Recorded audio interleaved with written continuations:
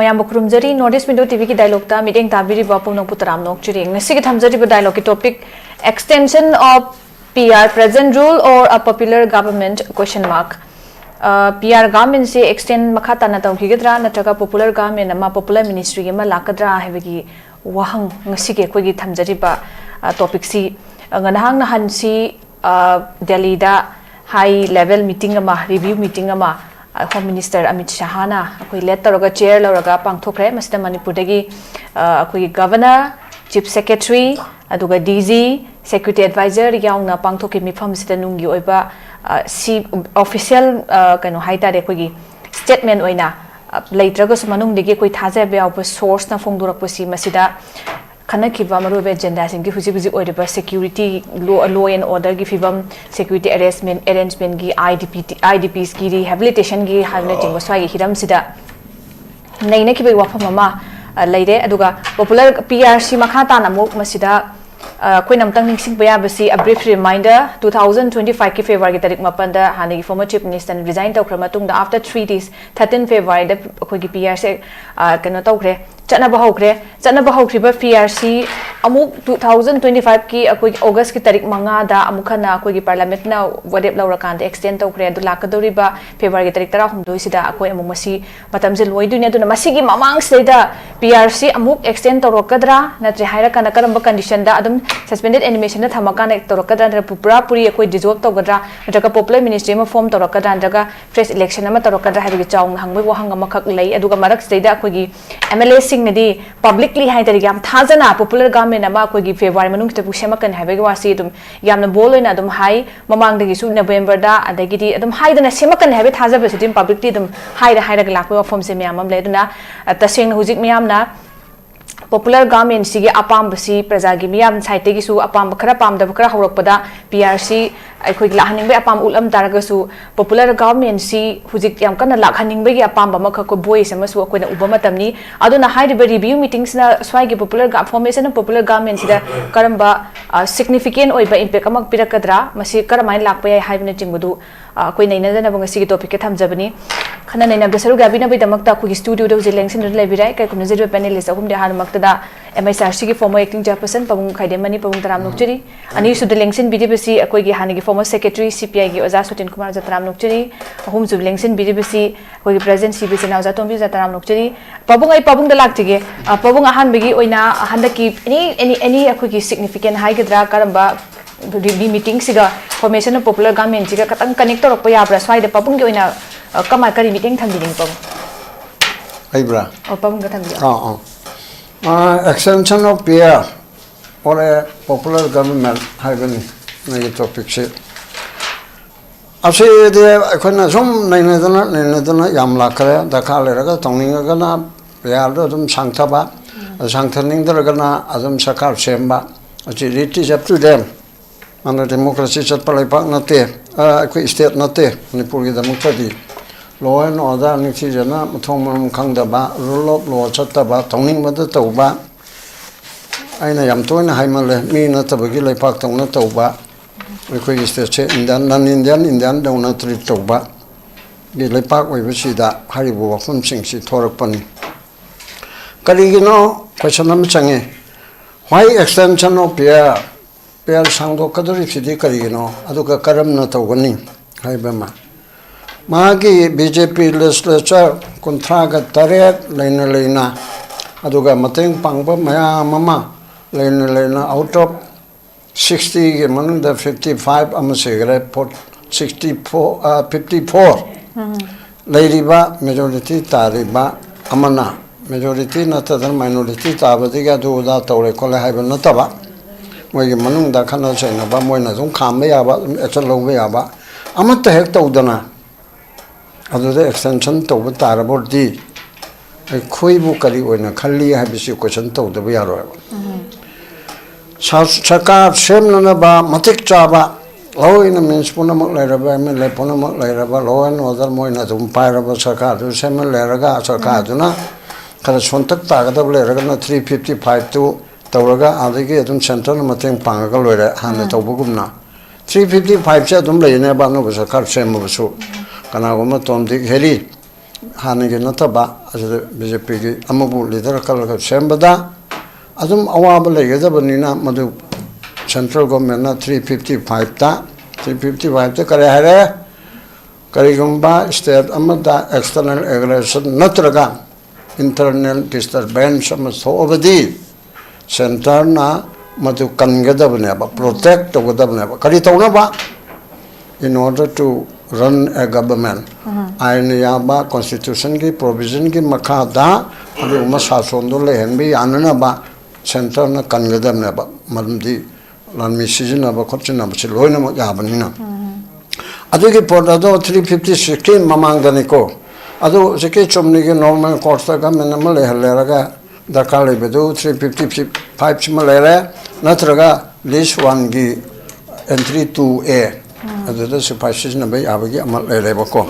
Hymen लदनाय माम खंग मने ने एक्सप्लेन तौदरबनी असि की पोर्ट असि लेरगा तौगदब पोर्ट अदुदा हे मसेदि नुंगायरो सांदोक्सिरा हायना खनै हायरबनिना आईडीपी की करि करि के तौबदु आईडीपी की वा सेंटर ताना खना बावरो बनरे सिदा तौगदबने कोइना वांग हंगदो समत खुमोय खुमबंगमोय कोइना आईडीपी सिंग मयम हंजल हंगनी हायना डिसेंबर दा हायरिबा अदुगुंबगी WhatsApp तो कदौरे अतै ते मचे में आदा लिसिंग अनि ओहम हंजन मगी वादे हारे को इम्फाल ईस्ट वेस्ट की चुचानपुर दा मी लिसिंग तरेट को चामगा यान ननबदा मोने रिपोर्ट पे खिबनी ए तरा के सुगी टीमदा लिसिंग तरेट को चामगा लेबा चुचानपुर दा योम लिसिंग ओहम मरिदी लेरमगनी दनो को लिसिंग तरेट चामगा न लेगा दु योम मसिंग कानो खंगदे लिसिंग अनि ओहम दे ओरमने बा मसे मरुभूमि ओगरमने बा अदोरदी चुचानपुर के लिसिंग तरेची हंजनबो होनबदा युम साब चंगी युम साद्रिंगदा मोइदे रिवेन्यू ओइबनिना हिलियरा ओजरबसु मैते ताबा यारिबसे असदा ए की पताना सदिन सेबोने बी ने सदिन सेबोने मागी लमदुगी अपकपसिने हाइबसे उनथोकफम थोक्त्रा अदुगी ममिमता तादे युम कई सानाबा ओवा चेक न चिंगबा पैरब्रा मी लिसिंग तरेट लेननाबा उते security arrangement tawrabra manamdi yom sarega security arrangement tawdri kukilamen to hen chingna numri kapsel adi adugi namu kamdore security arrangement kan haiba hom chamta tawde adu medugi tawnana ba committee em semabra adu mumgi tawnana ba asam tawre yam lei hereda sarkar paide ba koina sarkar pairaga kali tawgade ge hebise लोग तमना लाकदमने खोइना मदु खरा उइयबा अदु खंगन गदमने बको लोना तौबे यादे बा सोम को ना हायबा government की policy दा थुदो ना ले पाकाय गदब को कदब नत्रदी ट्रांसपेरेंसी लगदमने अदु म लैबु उद्रे अदु म पुनम अदु तौदरबनिना अदु सोमदा अदु दाना सेपरे एडमिनिस्ट्रेशन ना आइने यादब पोटमा आइन जिता ततन हायबदो आर्टिकल 363 लैबना मणिपुर दा आर्टिकल 3 सिजनबे यारोय ए उकन मैम दसो प्रसार तोरिनबा मखाता न थिउ 363 लेबना आर्टिकल 3 से मणिपुर की दी त्रिपुरा का अनि सिदी चनबा यारो याइसे भारत सरकार ताबा होरेबा कनोदा ए के मिश्राना हाइजरबा मदु को सेप्टेम्बर अमदा आइने याउजबा उकन मैम गा रिटायर जज खरगा साबा citizen for justice na memorandum am pieba president da adu da hairi cha haigrewa manipur thugai be ate akoi tripura di pamte maram ne sum lo da lei pakistan hindustan and thoki ba matung da religion da base sauraga communal right base sauraga sarkar sembe yade adu da article 3 season ba yade dai ibede na te ko adu machine ba yade badan na manipur di merger agreement tawjibani na 363 की मखादा अदुंबा मर्जदा तौगिबा अदगी कनोदा treaty में तौरगा भारत पुनगिबे सिंगी मतंग दे supreme court ना मोय की मरमदा मोय की आइन दो खनबे यादे हायराबा अदु खनबे याद्रबो दे आर्टिकल 3 दे पार्लियामेंट न सेमंगमी हाइजि कनाना हाइदुइनो पार्लियामेंट न सेमदो दे मणिपुर थोगारे छि कुकी की लनमा पेरे आगे म पेरे सपोज आर्टिकल 3 दुदा सेमनो कदिनमिना पार्लियामेंट बिल नमा पास तौइदुइनेबा अदु लो नेबा अदु सुप्रीम कोर्ट न खनबे यादब लो तो पार्लियामेंट न खनबा ngamgadro for example अमेरिका से इंडिया को ओयदबने से यारो ओइथोरो हासिदा पार्लियामेंट न ngамमेदना अमेरिका से कोई इंडिया को ओइबाना पार्लियामेंट वाले ब्लौसी हाइसि यारो एबा अदुन अदुगुंबागी aduna adu gidi noma tawsen so hai gram aduna adu magi laimna khai be se aroi da ba adu gida separate session laure adu laure government in dan so khangim ni ne mani por sunga khai be ade se adu moina politics arai be tawdana nga ko no iso tum khanani da na BJP ka hallo haina 19 da kari da ma hai gra si laibana malam oidana extension tawgadur bi se moina akoi bu yengbi da ba aduga khangning da ba moi ki tongan ba policy ama machi manipur se lamdi kaira roi adu maroi na maitei sing se ngat hagali recalcitrant aido moina haibada recalcitrant oi ngakchau thei ekoi chai lising ani ki ning tamlai pak oi rami kaina pamuk tomo I anti india oi la loba mayam thoi adu masilo sendaba yate kali dor ka lo sangani we yang ngau cookie khara pharaga cookie loina ma na te ko asi sinaraga cookie na bumi thai da lan ta ba ngambrana mayam haine ni chummewa ka soli to boni na adubu tongi beti moi bhui o helaga mar sarkar na amichana thauri bana ba adun sigum bage pot mayam ma leibesina maina to wige na hai lai bo pot de to widar bani na extension gi poto oi thok pa su le ba kana som lang han dana thambado nungai bani na extension de comment to ni akona nanga hai gara 356 ta chahi amadagi hana to ba ya de subject to arga akogi emergency proclaim to gada bani natraga election commission na manipur de vote to ba yaroi matam khara hai gada bani hai be sin natra bodi parliament na khana ba ngamde hai be sida ama su le ya boko aron bani yandu ko phonga ke ma sa ka na tum khang ma pone president rule se February taum de loi be se tarani thoida president rule lok to hani cabinet na wale plora ba saka su chem dana nongal la ka taum doida manipur situation china masidi kano to ba yadre sakar semba yaroi aduga loin no yam patre adu per constitution national breakdown to re adna 13 February la ibiduda amuk report piraba 13 gi nungdang de gi president rule to bangame ba adu gi president rule de press ni ko haide adu de dissolution natre cham suspended animation chair moina tawge na hairabdi mal sarkar gi kaning policy do ai ma haidi pajadaram adu gi port adu da nong makhak lo tho gan nongan de gi fresh person rule to madole ama yaw ram ni state ama mi shu da de gi ngachi hangdo araga nongan de so adu munna ba de gi adu di samjile na adu tawraga tawgi besu ya ba adu your question extension of pia all popular government india ge hojil lai ba mindset asidadi magi party na adu yamna leijara bhamuda mana thariak na yang ning dana yang boy na tawbani na thawoi da bani na tawsalaga dam pangtam thamsi hai da manipur thogai be ya roi da basi thogai na begi sum moi sem yang thina bani sum hajil laga aina chingpu ge nang na tampu ga na haigib do ai chungkai de kai helo raga no je choktan tin na be adre lo ma sem do ga 363 lai ga na hai se ma si su sem do tawsala kai na hai ka do da ngai re okay pabung thank you so much akoigi extension extension tawrapa taragadi akoi se center na kari oina khali makoigi karamba makoigi tongan ba policy dugi mayek senga tarab haibagi pot amaka glakadori aduna sidai da mamingi oina date 12 tam job tawraga 13 dam hapchen be wa fam othokpa ya bai dare possibility man adu possible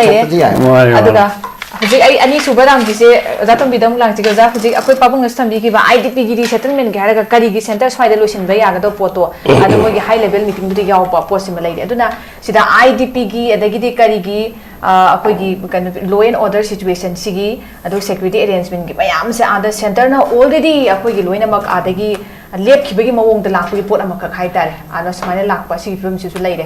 aduna ahan bigi da manaba dum common question da pabung da su oza da su lak chege kamaini ngi PR extension torokpa yabra sigi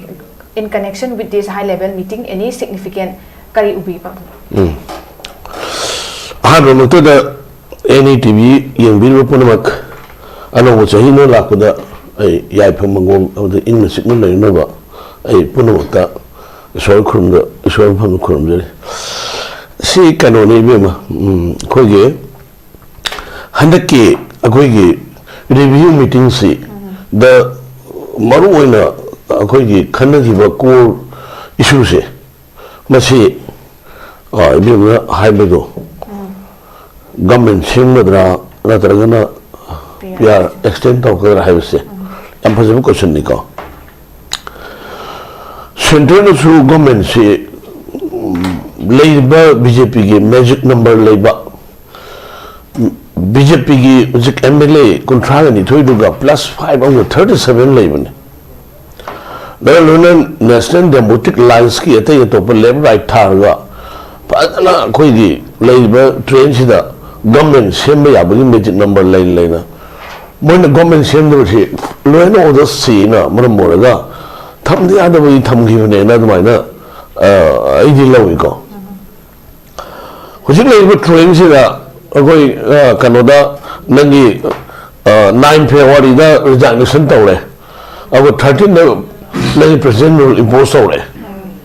ado hujik akoi gi lakadiba 13 February sibugi 12 phawse sida 38 days lady hujik si in akoi gi khutta aduga central government gi khutta su numit contract ni pani mapani lady ba yam gan mali government se moi kaina haibi sidi ai adu mukta hayen dingde aduga tasengba kur issue sin nei no reisi government semba yana no gi nei no rei neba law orders abadi mebi lan thum punsi ngak phungam drakanda thamba akhoi gi sumba PR se masi si mani limitation leyeba thamning mai thamba yawada tewa masai akhoi gi karawa mukhana government semani gaina haiga mating thongna masa masu sibona yam saw yawriba si yam nuaiteba aduga akhoi gi ai nahan ai tangabada delhi dagi sida halakmuneba aduga nangi kamraj gi home minister gi akhoi gi kanoda residential da sanga ai na akhoi political party mapan gi ton ba mamu ba manipur gi issue mari yawna ai henover tawmineba central government form tawnineba manipuri mayor government form tawnineba tawduba law and orders adugi potuda kuri shude do neba aduga later leba koi dissidents MLA sin khara adugi du kamdong na nungsina ba por kadagi haibama aduga ahum surada internet displaced persons in che yam nanne ko matam sida kamdong na arrangement tawdugi haibadugi yam maru ba adu khane do government seming da bagi khanna banate haibi waniga aduga hujik leba train sida akoi BJP government halatrabadi santi lakpaise wagane ai se thajane mandi sigi button si moina moi makhuta lebdo tawba ado sigi khoi gi se phajada lon na haiga proxy man report amasum lebase government lagadi government no dil tawjagadi hujik leba train sida khoi gi 2023 lagi hujik akhoi gi kano samusi 2026 ki February tang drone ni busi sahi sudai ne bebe ma wedra adu hujik leba khoi khutal le se sahi ma khakti ma tam gaire kamdong na government semuraga yanadam sing marakta government semu kai ga de haiba moirom da adu gi kano ma sinna jama ma leba se masigi si akhoi gi leiba MLA sing ko on bangam deba kon bangam di se maram se moi si hana akhoi gi mana pailo phamdo adu thanok ning de haiba adu anaw mi shu adu pham jing pa meba adu sigi poche akhoi gi loisin na ma laitaba sina chu moi gi akhoi gi praja sing na government ma pam se la prowa gi poche swa su si chu ko sam neba adu amana akhoi gi PRC te tomma gi putong to hu ya ba te sing su limitation nei ni neba limitation si government no putong to ya ba te bi wani da adana uji ko na nahangi ni meeting saida akoi gi home minister chia lo ga manipur gi saliba uji kamu si mamang da khoi gi kano da PK Singhana khoi gi Chochampur ne ade more ne kamu pi ne hanaki December gi manung da akoi gi internal displaced persons in the Main Hyperport, one announcement of Hiva.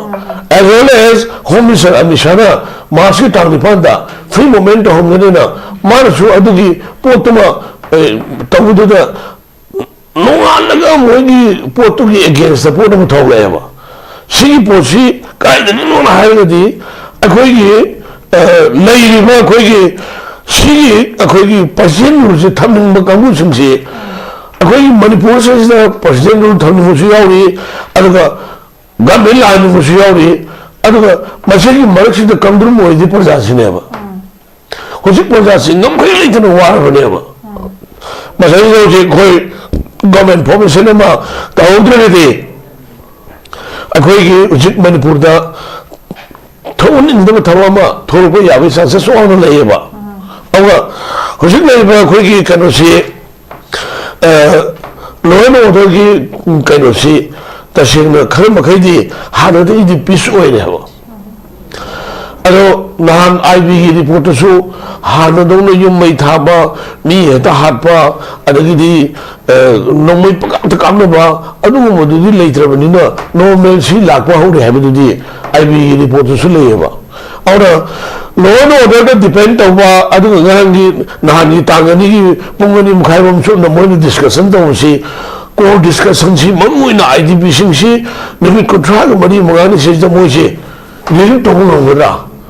को और अदु खतन नतना हुजकी लेलिबा खोगी कनोसी लेलिबा खोगी left लेलिबा खोगी नंगी MLA Singh कमदों कमाई तौनी है मसी पोची खनरीबसी government same यानबी खनबनेब government सेमनबी खनबदुदी नते है कमायना government सेमजनगना अमुक लेरिबा पोसिदा अखोगी लेहौरिबा MLA सिंहना करी इमुक तौरकदगे Madna अकायब तौरगदी लाकदबा floor testing दुदा माइथीरगदी मधुकी खुदोंथीबा मुक लाकदबदना मरु ओइना कोरी सुसी दुदो ओइना खनबनी मयाम रोजि हाइसी अखोगी याम सेग हाइकादा गवर्नमेंट सेमबगी पॉसिबिलिटी सि लेत्रे पीआर एक्सटेंड तौरनी पीआर एक्सटेंड तौबसु याय नत्रा करिबदि एमएलए मेमसि मानद्रबा सर्टिफिकेट पोंद्रबा पर्सनल मसाने इनवाइट तौनी केनो अदु सोइद्रे अगा मसाइजा ज्ञान तारबम संगनी सिंगी तमी पुनमक अगर पॉलिटिशियन पुनमक अखोगी कनो खबर खर पारा होतेन खर फमगा पार्टी मिस्टर खर फमगा पुंगांग अखोई थाम रोम सुम नाद लेबा को खनी बीजेपी ने मणिपुर से वन इंदे वाबसी येंबो नुगाइतबदि गवर्नमेंट से नो होने सिसु खंगेबा को अदुगा हुजुक लेबा ट्रेन सिदा आइना पे तोंबसे अखोई हुजिक मणिपुर लेको पॉलिटिकल पार्टी पुनमक अखोई सुमजिन मतम ओइरे अदु एमएलए सुमजिन मतम ओइरे अदुगा अखोई पुन्न मणिपुर दा गवर्नमेंट अमा फॉर्मेशन तौनबा अखोइना मधुगी पोची अखोई मैमना अपील तौबा सजेशन तौबा डिमांड तौबी मतम यौरेबा नतरदि हुजिक अखोइगी समना हागदा कनागुंबा कनोमना लेमेनमना इचम सम प्रजामना सेक्रेटरी मनुम चंगसी याद्रेबा करिगुंबा वाना तारक मतमदा इलेक्टेड पर्सन नबगी मा डिस्कशन नि रूम लेत्रेबा मंदि हुजिक एमएलए सिंगसे अयम सस्पेंड बनेब लेरिसे सस्पेंड लेबे एमएलए हमना गमदबा पांगनिंग मयामदन खोटबा अदुगा हाना लेरिबा खोइगी मागा नुसिनबा मयाम सिंगसे मतेंग लौबगी तजादु फंगदबा अवाबगी मतंता अवाब मयाम लेबिसना लास्ट दे अखोइसे अमगा अमगा सि भाग ताना होई मतम हम लाएना आइदि समाय लावेबा अदुने मियामना हुजिक गवर्नमेंट अमा फॉर्मेशन तौनबा अखोइ पुंसिलगा अखोइ अपील तौ संगेबा ओके ओजा थैंक यू सो मच अखोइ जी गवर्नमेंट से तसेंगना हारकांदा अखोइगी लेरिबा हुजिकी रिव्यू मीटिंग से गवर्नमेंट सेमननबगी प्रोसेस अमा खगनी हेबगी ओजागी वखलोन ओजागी ओपिनियन मरमदी लॉ एंड ऑर्डर कैका नैनरीबा मयाम से इट्स अ प्रोसेस सेमक प याननबगी प्रोसेस नि हाइबगी खोंथांग अमनी हाइबगी ओजागी मोटो थंबिरे अदुगा अमुक अखोगी बीजेपी गी एमएलए सिंगसिना हाना लाइरिबो सिंगसु माइ माइ फम थादोक निंदबा अनोबो सिंगसु फमसे पाम्बा सिमक नसु मरम अमखक स्वाइदा अमखक सु लेरेबे थंबिरे अदुगा यस अखोइना अमुक निसिंग बया बसे हुजी वायलेंट बियर ला अमतुंग दे वायलेंट एक्टिविटी से हंदे की तार सु स्टिल अखोइ रिहेबिलिटेशन की प्रोसेस में अममा अखोइ डिले तौरगा लेरिबनी अदगिदि अखोइ बफर जोन की इश्यूज लेरी अदगी फ्री मूवमेंट की मैम लेरी स्वाइगी एरिया सैदा अखोगी याम चाउना खुद थादबगी हाइतारे पोट अमखक दम अखोइ होरगा लेरिबनी अदई ओजा कनो द ओजा सचिन कुमार दम लाक्ति ओजा ओजागी ओइनदी कमाइनी गेंबी हाइदिबा अखोगी रिव्यू मीटिंग सी कमाइनी गेंबे हुजिक से मखाताने पीआरसी एक्सटेंड तौरकन हेनो खनबी बना जगा अखोइ पॉपुलर गवर्नमेंट पॉपुलर मिनिस्ट्री में लाकद्रा इनी करमाइन उबीबे हाइ नत्रगा ओजा तुम बिजनेस थंबी की हुजिक प्रोसेस मोइन उबे या सेमकनबगी मोइ लखलक खोंथांगी इबे म सुरबला लमजिंग मखादा मसी खोय ओजा मनी अदुग लोइरना खोय ओजा तोम्बी ग फमिनदना याम बरु ओइबा याम बर्निंग ओइबि सु हाइतारे सिनै नबगी तंजा मा फंगजबसे याम नुआइजे अराइगी मोट तदि अमदि अखोय पार्टी सीपीआई गी ओइनदि हुजिक लेरिबा अखोय पीरिबा अखोय topic हाइतारे PRC extend to ba natragana koi ki popular government ama thambai wafam se koi animak si supam pamte BN ki sarkar natraga BJP government halak pusu pamde PR sangdu pusu pamte adon ino no fresh mandate ama adu da praja sing yam hai sing no dai pak se mai hone sali ji kana no aido madu khang na mai thiu pi matam ne ngasi इन हजरी से मरो young बिरो को सरकार चलाए बेसी कमाइन तब मा लो एंड ऑर्डर मेंटेन तो बंगमद्रे अदुगो लेन अनकॉन्स्टिट्यूशनल वे बथो मयाम पाइखले एमएलए एमता आइन खंगदे लो खंगदे लाइक निथुरान हैते मोगे बो सरकार पाइने कारबार तौनी ब्लैक तौनी ड्रग कारबार तौनी अदु मरा राय सेन्याम पैसा भरने सिखक्ता गावगले अदुगा सिनेमा मोरकांदा हजिक पोस्ट होगी मे की तारीख 2023 सिद थोन गिजे कनानो दायित्व लेबा कनानो मरुओइन बीजेपी लेंगा नत्राबा सिना मे अहुम की थौदोक्तुन मरम मोरकांदा युम लिसिंग अहुम मई थादन तुमनब मांगनगरे मी लिसिंग अहुम मुद्रागी मथक्ता रिलीफ कैंप ले ले आईडीपी में आमस ले अखोई लंबी चपे यादरे मसिंग ख्वाइदगी याम मैतै पॉपुलेशन तंपाक लमदमदा अखोई सिंगायोक चफुद लेन पुंसी मने दिमापुर चपे यादे मखादा जिरी चपे यादे कांगपुपी संबगमदे मोरे चपे यमदे अदुगो लेनदा अखोई चुराचांदपुर चपंगमदे उखुल लंबीदसु अचौब कुकी खुन अहुम ले मधु लारग मैतै चपंगमदे याम वान चले सुंबा बेस्ता मने सिकनाना पोक बनोबा बीजेपी लेंगाना पोक नत्राबा अदो जो मी चनी यांखैगा हाकिबा सिहिबा मी यांखै मथक तो जी कदाई सखर के मांगरे ती खंगरे जिरी द अंगांग पीबा अनि यावना मी तरेट हातोगा को मणिपुर तुरे थादर पगी वारी यम तम थीबा यामना अकीब तुजुमयाम लेपाक्सी मनुंग मचेट मचेट बफर जोन सि चंबंगम दे मयाम लेपाक पिखरबा मणिपुर से सि मनुंग अमगम चंबिया दे अदु मथका नसीदी अखोई कुकी सिनाउ सिंगा बैठे के सरदबगी दमक्ता भारत लेंगा सेन्याम से खाया कांदा जर्मन रोड टाइगर रोड का इनडायरेक्टली को डायरेक्टली हाईवे मधो भारत सरकार मतें पांगजले मधु सरकार पाइद करानो बीजेपी अखोई मसेन हाननबा ई मसेन मरक्ता अखोई मसेन थुगाय अंगप फना याम साथीबा फियों क्या मायोकना मसेन मसेन सिनाने अदुना सुंबा बेस्ता मयाम सिने मरम वरकांदा याम लेरी हाईवे आबसे प्राइम मिनिस्टर मसी कदौले नाला में मतेमा पुंग खरा मिनिट खरा वांगा में अदुग हुजिक इशू से सॉल्यूशन पोरकनबगी वापम सोतो सही हम फरकदबा याम साथीबा थौदोक से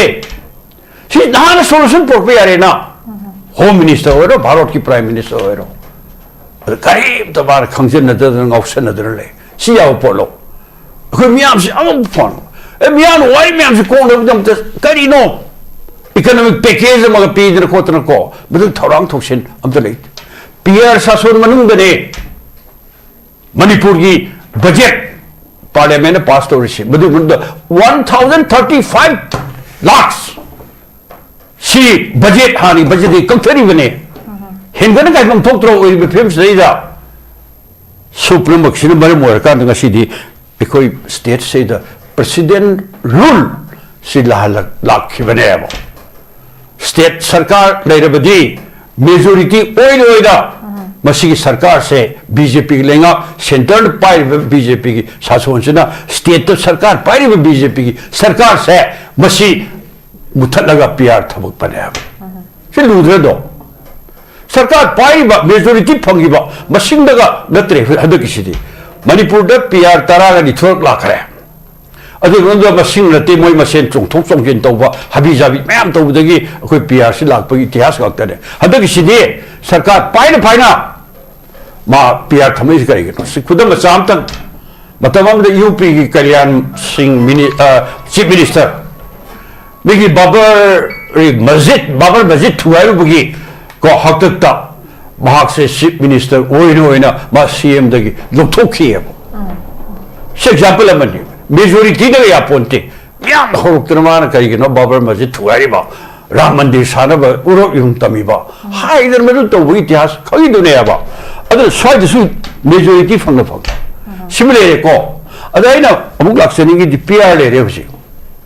पीआर शासन लेपा की करी अहोंब पोरे प्रेसिडेंट शासन लंबी पुरम चत यादरे corruption अंदे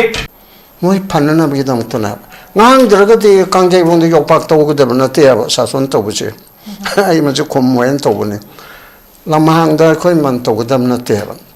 yokpak tawgdab nate discussion na debate na sason chalaigadabani leipake punamaga se debate adagi administration kano dialogue discussion asina tawgdamneba nado discussion mauludre mayam field thoro 한강도는 필드 돌아보고 매다 요파 파르가 방토도 도기더라 저 아주 속도가 보내봐 가나노 사이나 오고 또 허지기 하이디 아디게 아마가 지 오자 tombi는 사야테는 사해 아고이 political party punchen badaka leire 그도들이 봐 아토파 메레 암시 타탄 거리노 바 분도리도 아주 하이거노 punchen badaka 레 하이거노 타버고 있는 또 뭐망도 오자 좀 야고만 다 타터는 판에 하이그래 political party pun ye di irai lai bangonda chief minister labor kana chief minister labor kana my party president BJP ne khari chawi ko the congress CPI MPP adu ada akoi lai party malna kana makana chief minister hanu oramgi mayunda natraga party office thambalda natraga CPI office ta natraga congress office ta pemam lao akoi ge phan tam chemji India government na koi buhantani yang de ripse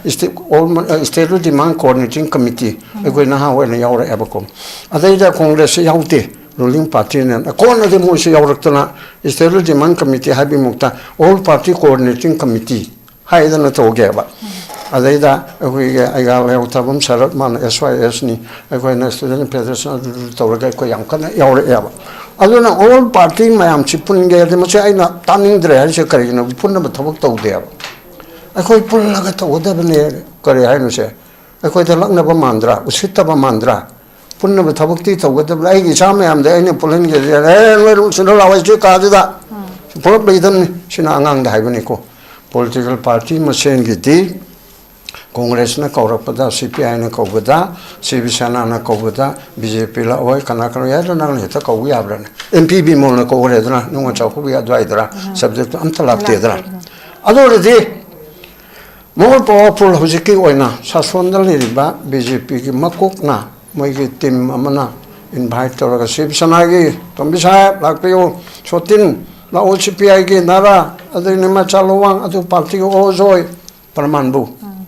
kung ta kana che se he ya lo da ban chai na ka ke dai ro ya ba adu amuk ta ko tri ya ba ai na theng na ba ta Megi Tarai Mamanga Amuki Pangreco, Yana or Paduda. I didn't mature all party to Pulu.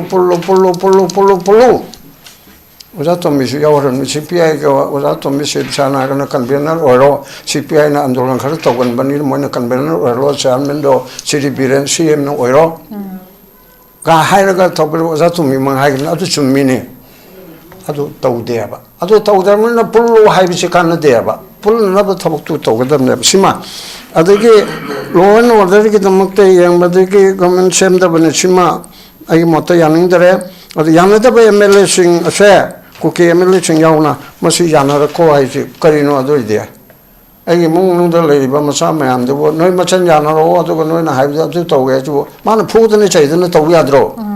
Eh, no less just to Tarep. I think Mapanga home to hire no, Cookie Tara Manunda. Visit big country or Bani. Pull up Tarep, look at the real. My party against the Tabuk Toga to that only Courtney. Higher regati must a cookie in the sabro with a piece of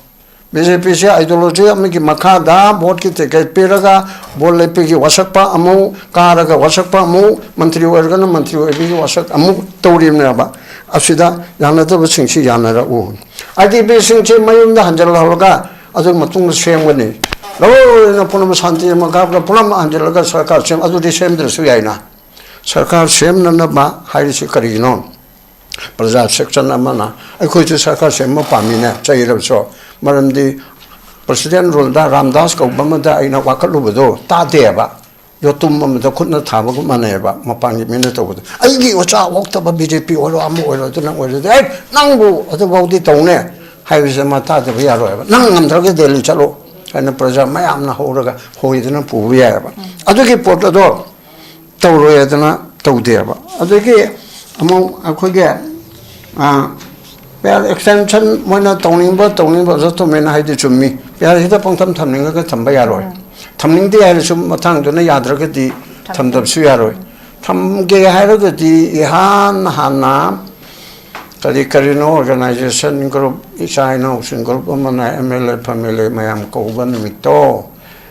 Aduki, no under that Tambayatro. Was it me, Karan, as a suggestion?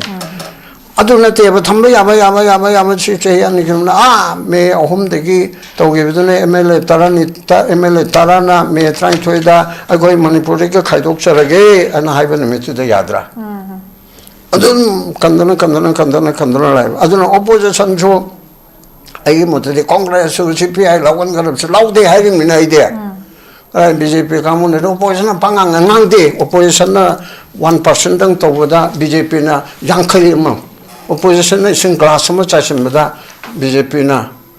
Karikarino to Bangang Sing Yauraga, Daramameta, Hajileva. Two opposition pit or the bro.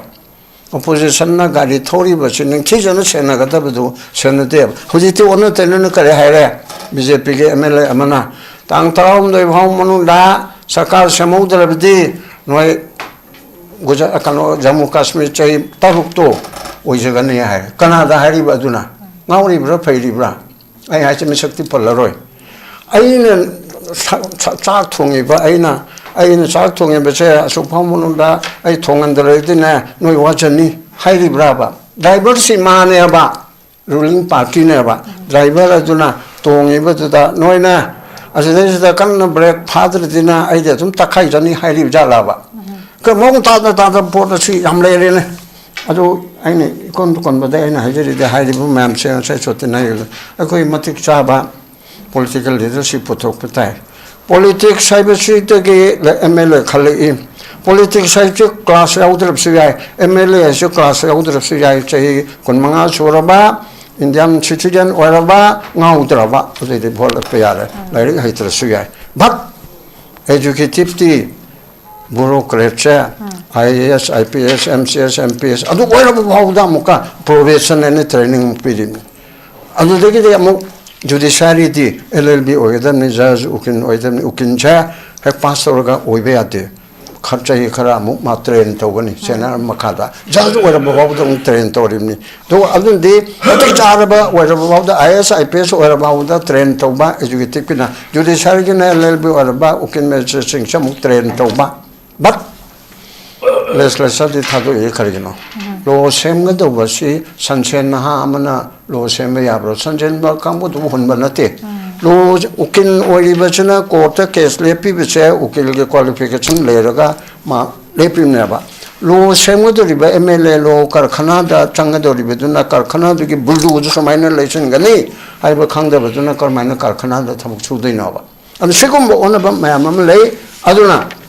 lai re hai ba wangang ba hai ba ai ne ta tan hai do wangang ba how to speak in public how to deal leader ai na ai arrival on the hai ba ni ai ko ge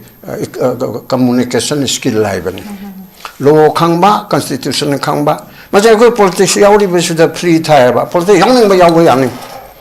adu no ma ma ga ge legislature ring ba le pe ya ni nang chai control chu de si ge legislature ga politics yaw ba se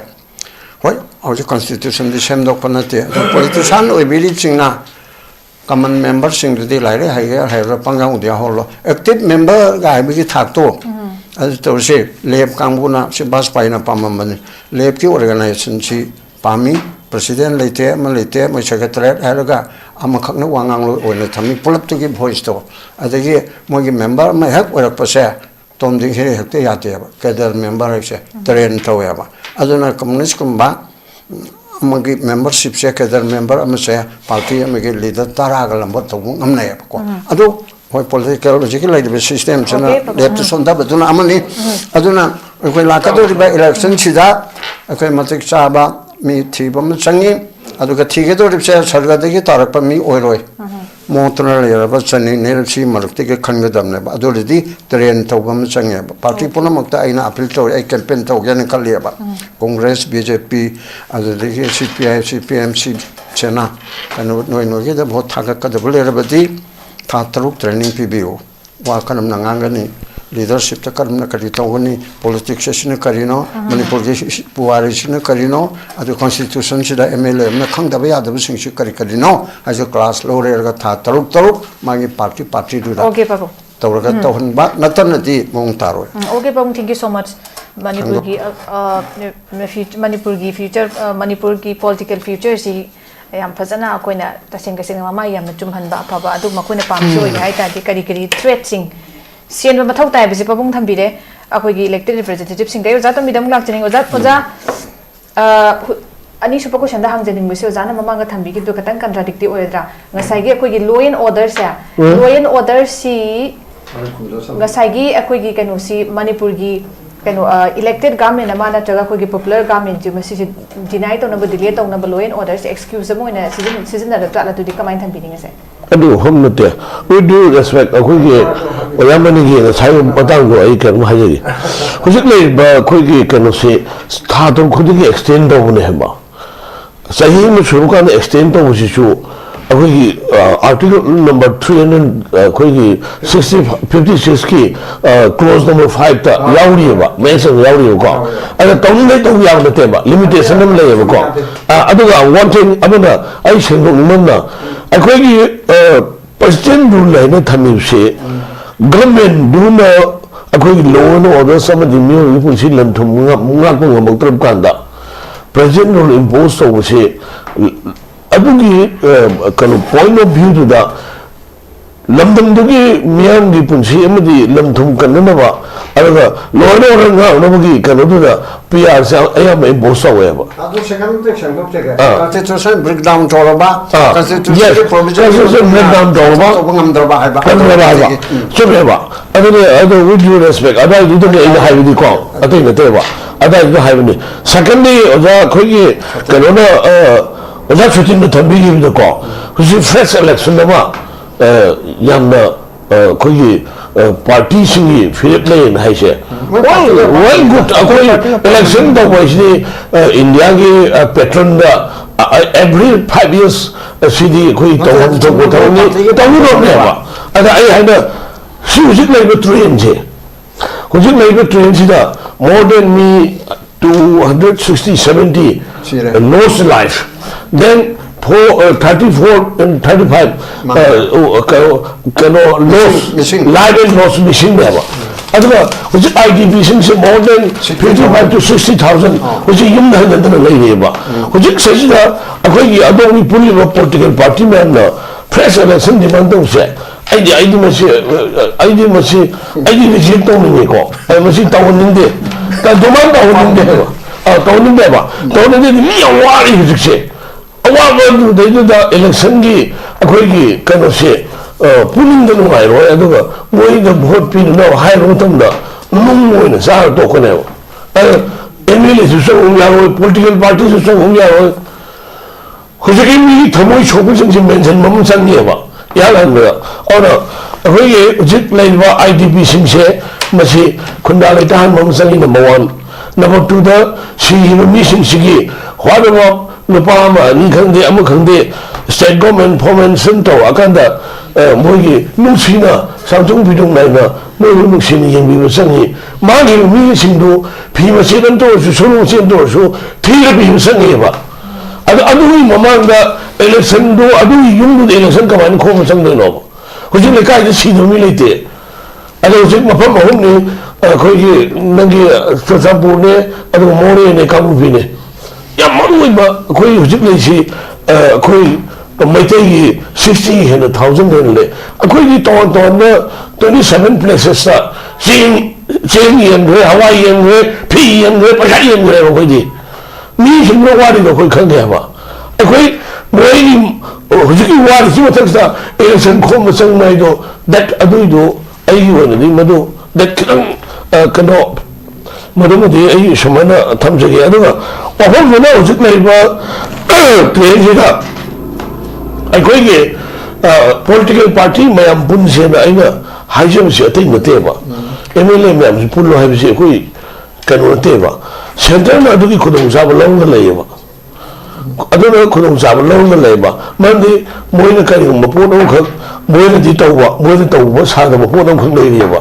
ꯑꯗꯨꯒ ꯑꯩꯈꯣꯏꯒꯤ ꯀꯥꯡꯕꯨ ꯑꯃꯒꯤ ꯄꯣꯠ ꯑꯃꯈꯛ ꯂꯣꯏꯅꯕ ꯍꯣꯠꯅꯕ ꯑꯃ ꯂꯩꯔꯤꯑꯕ ꯁꯤ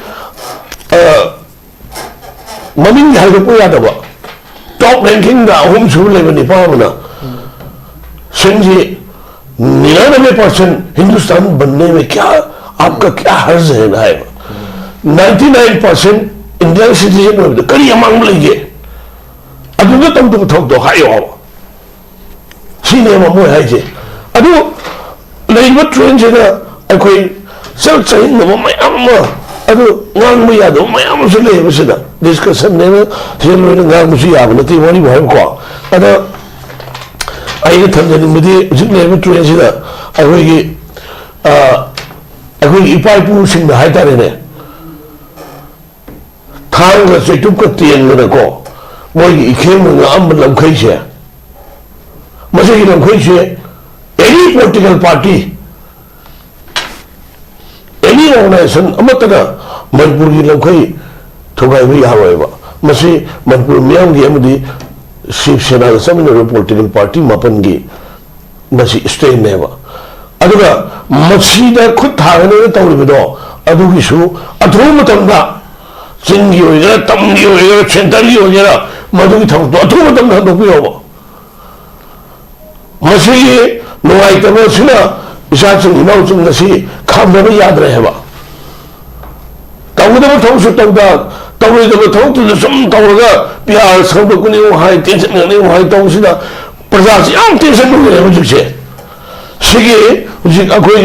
लैब ट्रेजी लाइन हाइनिंग से अखोई इलेक्शन से डिमांड तौहिरम से अदुगा हुजिक लैब अखोई गवर्नमेंट से बीजेपी की मैजिक नंबर लेबनिना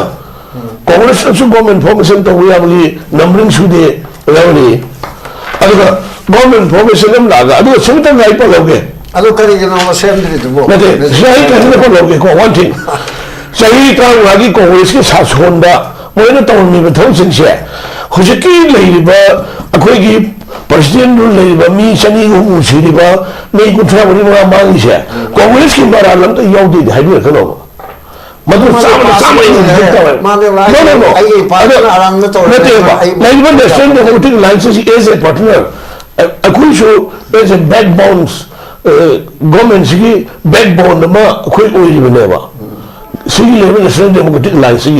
अगर अकुई ꯑꯩꯈꯣꯏꯁꯨ ꯆꯍꯤ 64 ꯁꯨꯖꯜꯂꯛꯑꯦ ꯃꯣꯏ ꯔꯥꯖꯅꯤꯇꯤ ꯇꯧꯕ ꯑꯣꯖꯥꯁꯤꯡꯅ ꯈꯪꯉꯦ ꯆꯍꯤ 90 ꯍꯦꯟꯖꯜꯂꯛꯑꯦ ꯃꯣꯏ ꯂꯣꯏ ꯈꯪꯉꯤ ꯀꯩꯅꯣ ꯀꯣꯡꯒ꯭ꯔꯦꯁꯅ ꯀꯔꯤ ꯇꯧꯕꯗꯒꯤ ꯁꯤꯅ ꯑꯃꯨꯛ ꯁꯣꯛꯈ꯭ꯔꯤꯅꯣ ꯍꯥꯏꯕ ꯑꯩꯈꯣꯏ ꯈꯪꯉꯦꯕ ꯑꯗꯣ ꯅꯦꯁꯅꯦꯜ ꯗꯦꯃꯣꯀ꯭ꯔꯦꯇꯤꯛ ꯑꯦꯂꯥꯏꯟꯁꯅ 2014-13-14ꯗꯒꯤ ꯁꯥꯁꯣꯟ ꯇꯧꯕꯗ ꯃꯅꯤꯄꯨꯔꯗ ngasi akhoi landam sin loi do re na ngasi khitoi landam khangise sin ma akhoi yamna ngasi alarming ma nasan yo he do akhoi da ningsang hali bese mase ai di good sign ase akhoi panel halam ne na ai sam me hakale de leite ado one madu review to time congress to madu nang issue to madu review to di kari no ai hang ni dra ko je hang me ya po le wa adu kari gi no na har ga di akhoi gi hujik le ba manipur si machi ta han su mo do da ada demand to ju lu phang mo ne ha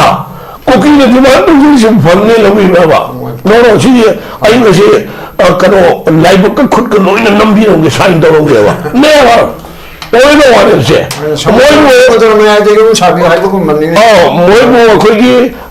kano ne sin nam ne ba instrument on the scene of never. That's correct. Like instrument on the scene of the Shapira Yaba, no Pira Yaba, I see hiding them never. I don't know what you are. No hand over Matamano. I need it. No in Kawaii Mantona never. Go to CBI, go to CBI. I don't give Hammer reward for the long table. reward to cookie the Pangway, maintain the Supangway, reward Pangway, me Hanabuki, you may tell me. A queen of Saint will do it. I don't know what kind of place. I go, if I put in the way the car, I go here, Maku Town, Masamu Kande, Jija Kande, make the cooking in Miracle. Yes, yes. I do Yawa. I go, usually. Adogi some karigo mo port kari interest na main instrument sin do no ba ta mata mo ina ba to ya ado abana election suma ai totally hujik matam sa de na je ai no this hujiki akai political scenario se maje center ba di lai ba ko gi PR gi government mo ina thari se mo thar ko na tan ke no maje koi program khan no te ke no Governor the DG the Chief Secretary the Security Advisor the all the talent will not never. Moina what the woman the Toto. I do who's about the Kari lady gave up. I don't know. Mase name the gay. A great Towan Kai no Adogi Portu name was later. President of I can again. I appeal to them. I go kind of say discussion. I say, moreover, no discussing the country. Must see young moreover. I could show Haksangam the shoe, Shilum Lebaka, Kanama. I will invite her with the line never. I don't must see a political party image Tabami Kanako. Man come to lose the young say. Kanigum Kanan in the Legati. I Chief SENA office, Bopuragi, possible ground among the lady, Laga Singang, I will. I do not know. I will lay to Angela. I will she the correct language. I will give Mankam using chair. But she Kariot of the South, this are Hananico. Okay, thank you so much, Yamuaja. Jumio Zanatham Biba, a quail from Punjina, Basita Caro, Ragaso, Punjinaba. Ngam da bi wafam sin dum lai singa sim ki pausi da so khogi mayam si ano go chi la pga lo ne me le mana masa ge sen ting jera ga putho ga mayam si pun si na koi chak le nam to buda political gi oiba tongan bi su sing adu gi chingna ba hai tare adu go oina ba yai na speculation hai tare thuna pun bangam kite la kite ka hai be dum si gi pausi ba su dum ya we duna punjin ji hara ngam da ba se ne swai da khoi gi failure oiba ge chogo big failure ma dum lai dise loina na khoi gi political criticism between opposition and ruling party hai tare si se adumak Irang se haurakpadagi lan se haurakpadagi May 2023 May 3 tagi asum lakpase mayamasu political criticism sina tungoinera makana mangda tariba se khoi huji kai doba tai habagi puna changsin mina bagi apam basi swadumak akoigi purakna ba sigi mayon sida purakna ba hai tari mayamgi ado forum sida sudum adugi akoigi favorable platform dum adum create tawna ba dum semjabani adu ai oza sotin kumar laksi oza hojik se ꯑꯩꯈꯣꯏꯒꯤ ꯀꯩꯅꯣꯁꯤ PR popular ꯒꯚꯔꯟꯃꯦꯟꯠꯁꯤ ꯁꯦꯝꯕꯒꯤ ꯏꯪꯒꯤꯠꯁꯤ MLA ꯁꯤꯡꯅ ꯍꯥꯏꯖꯔꯒꯁꯨ ꯄꯕ꯭ꯂꯤꯛꯂꯤ ꯃꯣꯏꯅ ꯑꯗꯨꯝ ꯍꯥꯏ ꯂꯩꯇꯥꯔꯒꯁꯨ ꯃꯁꯤꯒꯤ ꯏꯪꯒꯤꯠꯁꯦ ꯁꯦꯟꯇꯔꯗꯒꯤ ꯅꯠꯇ꯭ꯔꯒ ꯑꯩꯈꯣꯏꯅ ꯎꯕ ꯐꯪꯗꯦ ꯍꯥꯏꯇꯥꯔꯦ ꯑꯗꯨꯅ ꯃꯔꯝꯁꯤꯅ ꯀꯔꯤꯒꯨꯝꯕ ꯃꯣꯏꯒꯤ ꯅꯍꯥꯟꯒꯤ ꯍꯥꯏ ꯂꯦꯚꯦꯜ ꯃꯤꯇꯤꯡꯗꯨꯁꯨ ꯃꯅꯤꯄꯨꯔꯒꯤ ꯊꯣꯛꯏꯕ ꯏꯁꯨꯁꯤꯡꯒꯤ ꯃꯇꯥꯡꯗ ꯋꯥꯔꯤ ꯃꯌꯥꯝ ꯑꯃ ꯅꯩꯅꯔꯝꯕ ꯌꯥꯏ ꯑꯗꯨꯕꯨ ꯃꯁꯤꯁꯤꯅ ꯑꯗꯨꯝ ꯑꯩꯈꯣꯏ PR ꯁꯦ ꯁꯥꯡꯊꯔꯛꯑꯦꯅ ꯈꯟꯕ ꯇꯥꯔꯒꯗꯤ ꯀꯔꯤꯁꯤꯡ ꯊꯧꯔꯥꯡꯁꯤꯡ ꯃꯈꯥ ꯇꯥꯅ ꯆꯠꯊꯔꯛꯄ ꯌꯥꯏꯌꯦꯅ ꯑꯩꯈꯣꯏ ꯀꯔꯤ ꯐꯜ ꯂꯥꯛꯄ ꯌꯥꯏꯅ ꯊꯝꯕꯤꯅꯤꯡꯉꯤ ꯂꯩꯔꯤꯕ ꯄꯣꯠꯁꯤꯗꯩꯗ ꯑꯩꯈꯣꯏꯒꯤ ꯃꯅꯤꯄꯨꯔꯒꯤ ꯁꯤ ꯍꯦꯛ PR ꯂꯥꯛꯄꯗꯒꯤ ꯍꯧꯖꯤꯛ ꯐꯥꯎꯁꯦ ꯁꯔꯀꯥꯔ ꯄꯥꯏꯔꯝꯕ ꯃꯔꯨꯑꯣꯏꯅ BJP ꯀꯥꯡꯕꯨꯁꯤꯡꯁꯤ ꯁꯦꯟꯇꯔꯗ ꯌꯥꯝ ꯇꯣꯏꯅ ꯆꯠꯂꯀꯥꯟꯗ ꯑꯩꯈꯣꯏ ꯄꯣꯄꯨꯂꯔ ꯒꯚꯔꯟꯃꯦꯟꯠ ꯑꯃ ꯂꯩꯍꯟꯕꯤꯌꯨ इवन चीफ मिनिस्टर भाव सेंटर ने खनबीरपद याजरे यम तोयना तब पोट हंदकतसु मयाम चलूरे इवन मदुददी कुकी MLA 10 मापन मनुंग मोई 10 फाव यावरे सुमायना BJP की मरी ने दुलो अतैसु थारगने हाइजरिसे अदु यम सेना हारगदी सेंटर ना क्लासरूम अमदा मणिपुर की सिचुएशन से मसी सोल्यूशन अमा पोरकनबु याम कन्ना होनो हाइबदुम एडवाइस लेना तौरपगी वापम सरकार जी मखा ताना पॉपुलर गवर्नमेंट अमा थमनिंगबगी एदोमदा थमक्ते हाइबसे मयाम खबर कागज दै कई फोंगरे तसेंगबदि मोइ चलुरिदो मोइ मिशन से सरकार सिमिलर नी चपने अदुबु हुजि लेबि सिचुएशन से दा सरकार सेबसे मसी पाक यादों मानते हैं दे पोट से मतलब दे कुकी MLA मापन सी को मीटिंग दे दिखर मोई पुन बदे यार उड़े अदुबो मोई चिन कुकी नार्को टेररिस्ट कांबुसिंग ना सरकार से बदे यावे यारोई हाय ना अकन बो मोई दे वार्निंग तो रहे सीमा नंबर 1 नंबर 2 जिले BJP की MLA मोई बिसोगत पो कांबु मसिंग आंबे याम दबे अदुबो मोई मसेन की मरकता लीडरशिप से मसीगी ये नबसे हजिक सदुम ले माना से मिसो हेनबा अत्रगा माना ओइबा अदु दाइ मैम सिंसे मनुंगदा अखोय तरा मरीस माइन पुलग ले अखोय अदु पुलग ले माबो हेनबियो अदु तोबियो अइबो ओइजगे हाइबे सिंग मयां मोगी हजिक फावदे यामना यूनिटी लेतबा सुब फैक्टर मयाम ले अदु समथकता हजिक लेपाक सिगी को आई साइ हाइजगरे ले फिल्म मैम सिंसे अनोब पॉपुलर गवर्नमेंट अमा लाकांदा सिना सॉल्यूशन जी करिया निथिने पोरपोंगबदगे हाइबसी सेंटर ने सु थाजदे अदुना सथरि अदु बथक सेंटर की सुमियंग अमा यम साथे मियंग अमा मदुदी सिन कुकी नार्को टेररिस्ट कांगु सिंगे सिनर कांदा तंपाकी लालौब कांगु सिंसे नमथनिंग बोय वाखल से मोयदे याम कन्न मोय इंप्रेशन ले सिमयाम सिंह मरम ताप एक सरकार से सेमलप सेम तारगसु लेपाक की करी होइदोइनोने हाइसे मयाम हाइबिरबे अनो पॉपुलर गवर्नमेंट हेनबियो हाइग्र आंदोलन तौब नतर लाव खोंबस तादे दखरासु थोइने खनदेबो सरकार लाक दौदोइनोने हाइपो थोइने मदुद लाका त मोय मरना इंटरेस्ट की खर खुदोंग सा फंगनी खोकने हाइबदुना सरकार से मदु सेमन बखोलन बा सेमनिंग बय वाखन पर हाइबने मयाम थोइने खंद्रेबो सिगिले पोट मयाम सिंगसे ए मियाम न होउदना आंदोलन तौदुना बन तौदुना याम ले मिगी पॉपुलर गवर्नमेंट अम संजंग लाउले रबो PR थमी करिगिनो मदु फदक त PR कनो लथोगा पॉपुलर गवर्नमेंट थमो हाइना मोय लाउबसु नमदे मियामसु मदु यौम हरतन तो सिसु उदिएबो अदुना ले पोट मयाम सिसे सेंटर सु थोइने हेना सरकार से लेबे करि काना थम्बे करि काना हाइसे सेंटर सु BJP नि को पारिसे स्टेट सु BJP मोय सरकार थमनिंग दिरेबो सी मियंग दे दुम लेयेबो अदुना मणिपुर नि प्रॉब्लम सॉल्यूशन सी इराइलाइना प्राइम मिनिस्टर ने खतंग मियंग संबियोबो लेजिब सही हम फारकदो से बोई सही तरेत गाइरी ब्राबा सही तरेत सुन खुंता पु गाइरी ब्राबा सेंटर से ओइबा बस्ता में हम सिक्सटे दा नो मा नो नि लाई सही हाइज खरे अदु कोरो बोई द मनुंग इंगी तोमरी वाली सानरी एबा सिन कोकी नार्को टेररिस्ट काबु सिंसेना इलाइलाइना अखोइगी मोई द थमंबा अखोइगी कनो सिंसी एक्सटेंड तो थई अम तोई मैं अम सतरी एबा अदु सुंबा लेइबा अबस्ता में हम सिक्सटे दा मोई खरा khơi sum chặt thân những bắp mấy bắp phong phải nó tới đây prime minister nó nè câu rồi bộ political dialogue phải làm tổng đó bộ ê khơi si bao đi pi bằng mình nói hay sẽ ở đây cái nói cái có si bao thì khơi ngầm mồi ở đây phải rằng normal life ta khơi phải rằng vài sao sẽ mà thằng hai đứa phải rằng hai đứa bây giờ bộ nó si bao đó political dialogue si bắp phong sẽ cái intellect ở đây sát thì bắp sẽ sẽ cái gì này mamang su ai hai giờ rồi state cái ám đó thôi ba NSN IM cái issue si 15 cái August này hôm đó cái naga cái tổng nào report đó cái English đó framework agreement đó ở đây cái Darjeeling issue đó mà cái gì cái đó cái nó lúc sát thì ba free movement ya thì ba mà ya thì mà sinh sẽ mà si Bharat सरकार है si यारो तो भी यारो nói này đó state đó tung ăn separate administration và phần mà cái mình यारो और कई लोग नहीं पामी से मैं ना पाम जो कर हाइन में ताया बा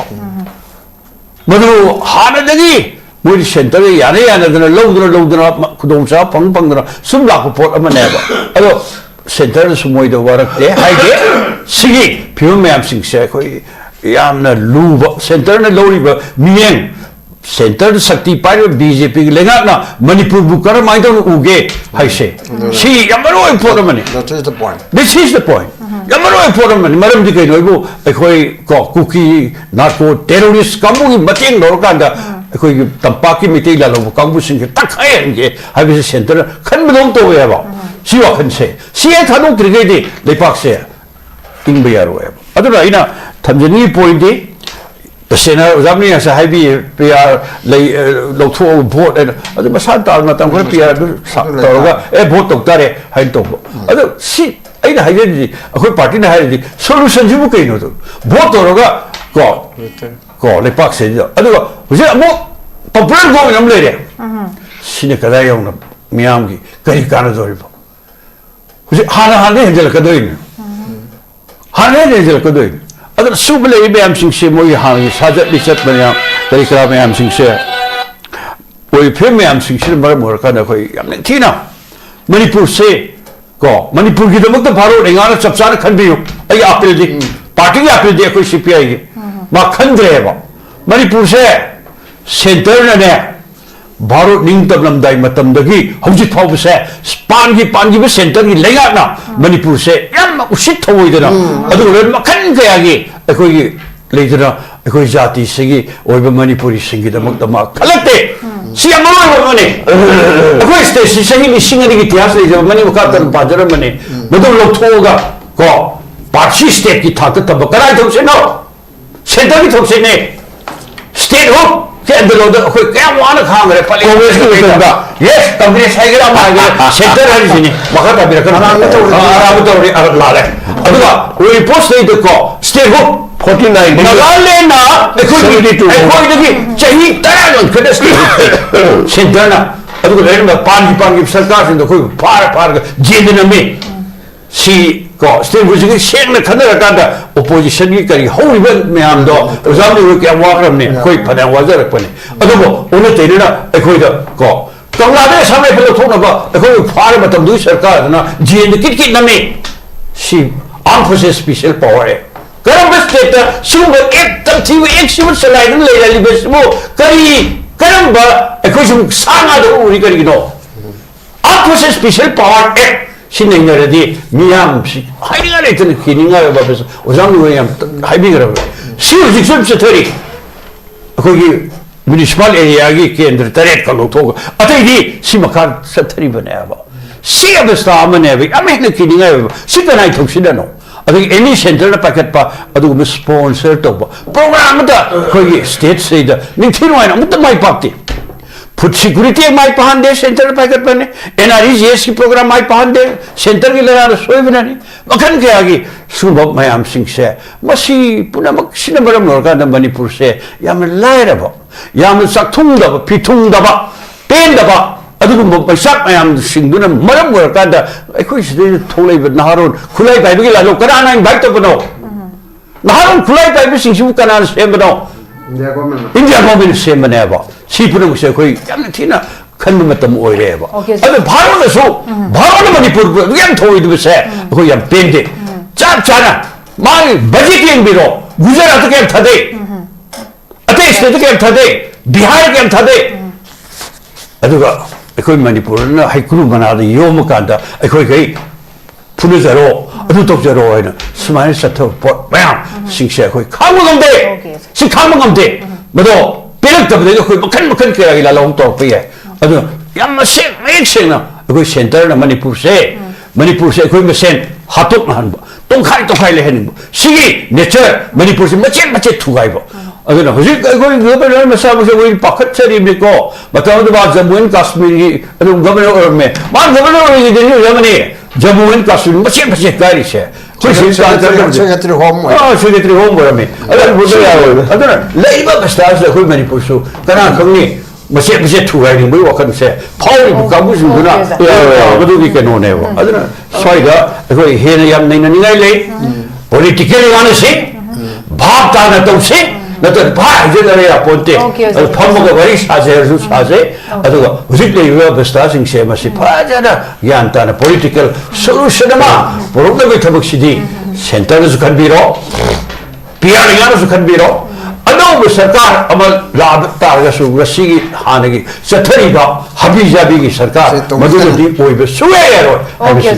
okay sir, thank you so much am bazan tha video jana koi center na Manipur da yengi ba meeting si northeastern state ki Manipur da yeng ba meeting si kari no habis to ina hanga lak pa su wahang ni achan mirai nai ba meeting amai tar hiram kudi makta prime minister lai la ke to bai matang da adage ngang haning ba to haning ga mayam mama agri swift action mayam la khulak ta ba ya mama series of events mayam da lai ki hai tare aduna sai gi matang gi da choba wahang ama adumak laire aduga political lairiba ko gi political models deida akogi federalism structure sida akogi India sarkana lainga an kuting gin bage akogi democracy chatraba amagumna panbagi mayam ama swai se yamna bas weba kanu lai hai tare ai losilakpa da pabung lakse pabung uje mama tang highlight tau je ki dunga sigi paper da sune dum phong base hanagi kanu puramba akoi sarkar puminaramba kangbu hai tare lingi amana mayam je punji na kaubada MLA taramari khaktamak tin bangam kiba hanagi ex former chief minister masamak mak yaw ki dengam dena aduga masida phongdok ko se kobuna se BJP ne koburo BJP gi ne pabung muje pigi mogi moi masemi ko ado sida thamba wafam se aina lakchening basina akoi gi sig coming back to the topic sik tang relate tawra kanda akoi gi assembly dissolve to bagi wari to official committee ne lobangam de official committee means ngara akoi gi high level gi kano to da kau meeting to da led by kano gi home minister na adugumba akoi gi official gi kano committee na house dissolve to bagi wari lobangam de ado moi party gi una di parliamentary gi board na lopun lena supi lobangam gadam ni ado hujik mayam sina akoi gi PR extend to rakani na haina riba mayam sin hai de pungai hai bani masi oiroi maram di kai gi no hai kanda akoi masi ma warep sidi kanana lobangam gani hai kanda akoi gi cabinet committee on political koi gi affairs hai basiga adu nga sai ge koi gi kano siga parliamentary board siga ani na lobangam gadobani maduda prime minister Narendra Modi masa su yaudui aduna which means that still possibility of akoi gi popular government ama lakpagi leiri habagi ingiti hai tare pabung lo silakpai do kamai thamiri president rule ge governor report ama pigedamani or otherwise report ama center da yogadaba president means home ministry da adagi de sigumba report mayam sina masalo tokpa chumme araga hangdo ani adida aduga hangdo ngin tawbu da political oina changodem me khoi sarkar se me yarabra yadirba adudu foreign che state claim tawraga adudi sarkar sengbu da bapung amani walngi da lokto siko and cabinet na daglona lokthok pa yaba adigi makata na sangtha da sing sai 356 ki close 5 te yauri bedo adugi ingredient ching so sakana tawge ding amidana an naina ra pa sa hai je emergency gi na charam leire aduna makata an tawrin na election commission na SC pimda Manipur da conversation so bhabu yaroi da gi leire changthok changjin ya de aduna tawbinu hai na central government da ga mana certificate MP ra mutam khara election to yaro har go dum yare ba adu natra ga chu aina sai marakta haibedo yam haining dana haibedo sarkar jana patra di to ge har di ngasi PR hangdok le PR leitre aina tang trai thoi da haraba min tang trai thoi da haraba natra ga trai thoi mak ta loi bani trai thoi ge pung taram makha de PR hangdok le ge no ngalaga ongkon mari atop report amala masi PR to ge adre Manipur da sathi na loy no da na constitutional machinery breakdown se adumak tawre aduna mu PR no na tawre haibesu yaya ba ꯑꯗꯨꯗꯤ ꯃꯗꯨ PR ꯒꯤ ꯊꯕꯛꯇꯨꯕꯨꯗꯤ extension ꯑꯣꯏꯔꯦꯀꯣ ꯊꯣꯛꯄꯗꯤ order ꯑꯃꯅ ꯂꯥꯛꯀꯗꯣꯏꯅꯦꯕ ꯒꯃꯦꯟꯁꯤꯅ load ꯆꯞ ꯆꯥꯅ ꯆꯠꯄ ꯅꯠꯇ꯭ꯔꯕꯅꯤꯅ ꯄꯣꯂꯤꯇꯤꯛꯁꯅ ꯑꯃꯨꯛ ꯀꯟꯇ꯭ꯔꯣꯜ ꯇꯧꯔꯤꯕꯁꯦ ꯑꯗꯨ ꯄꯣꯂꯤꯇꯤꯛꯁꯁꯤꯁꯨ ꯂꯣꯅꯦꯕ ꯄꯣꯂꯤꯇꯤꯛꯁ ꯇꯧꯔꯤꯕꯁꯤ ꯀꯟꯁꯇꯤꯇ꯭ꯌꯨꯁꯟꯒꯤ ꯃꯇꯨꯡ ꯏꯟꯅ ꯂꯩꯄꯥꯛ ꯉꯥꯛꯂꯣꯟ ꯍꯥꯏꯕ ꯅꯠꯇ꯭ꯔꯣ ꯂꯩꯉꯥꯛꯂꯣꯟ ꯍꯥꯏꯕꯅꯤ ꯀꯣꯟꯁꯇꯤꯇ꯭ꯌꯨꯁꯟ ꯃꯁꯤꯁꯨ ꯄ꯭ꯔꯥꯛꯇꯤꯁꯅꯔ ꯑꯃꯅꯤꯅꯦ ꯃꯌꯦꯛꯀꯤꯗꯤ ꯄꯣꯂꯤꯇꯤꯁꯤꯌꯥꯟꯁꯤꯡꯁꯦ ꯂꯣ ꯄ꯭ꯔꯥꯛꯇꯤꯁꯅꯔꯅꯤꯅꯦ ꯎꯀꯤꯜꯗ ꯅꯠꯇꯦ ꯎꯀꯤꯜꯅ ꯑꯃꯨꯛ ꯀꯩꯅꯣꯗ ꯂꯤꯒꯦꯜ ꯄ꯭ꯔꯥꯛꯇꯤꯁꯅꯔ ꯄꯣꯂꯤꯇꯤꯁꯤꯌꯥꯟꯁꯤꯡꯁꯤꯅ ꯃꯣꯏꯅ ꯇꯧꯒꯗꯧꯔꯤꯕ ꯂꯥꯎꯔꯒꯗꯕ ꯈꯣꯡꯒꯗꯕ ꯑꯩ MLA ꯀꯦꯟꯗꯤꯗꯦꯠ ꯑꯣꯏꯒꯦ ꯑꯩ MP ꯑꯣꯏꯒꯦꯅ ꯍꯥꯏꯁꯨ ꯀꯣꯟꯁꯇꯤꯇ꯭ꯌꯨꯁꯟ ꯉꯥꯛꯄ ꯆꯠꯀꯦ ꯍꯥꯏꯕ ꯅꯠꯇ꯭ꯔꯣ aduna therefore politician singsisu lo khangadamneba hoi marakta member oina leibo khotpa aduna adu ore leadership to lakpa legislature da lakta radi aduna sigi phim sida khalte na hairabada arumba sarkar sina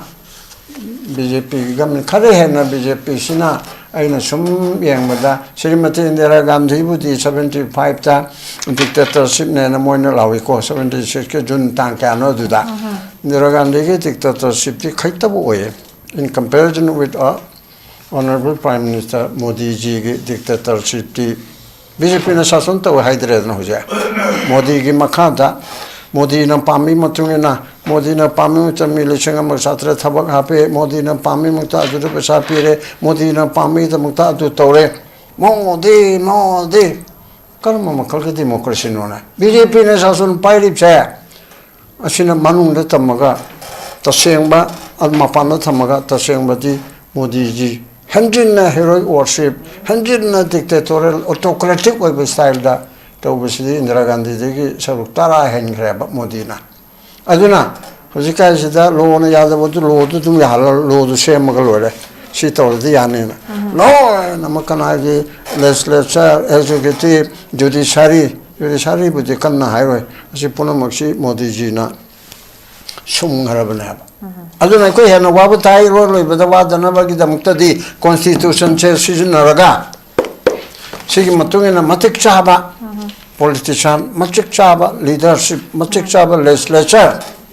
thagat pataiba aja ma manale me panale pe na samsen ba sumasu yaina ai sami lising tarana yaina gain to use